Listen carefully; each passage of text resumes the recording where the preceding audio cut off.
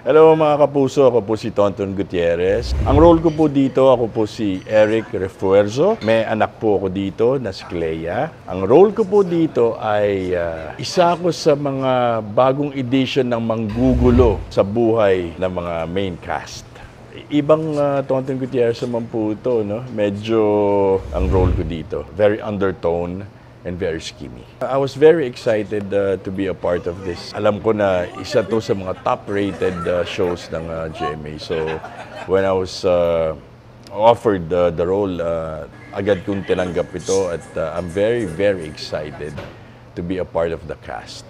Abangan niyo po ang mga episodes na darating pa po sa Abot Kamay na Pangarap.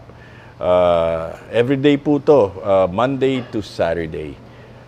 Dito lang sa GMA.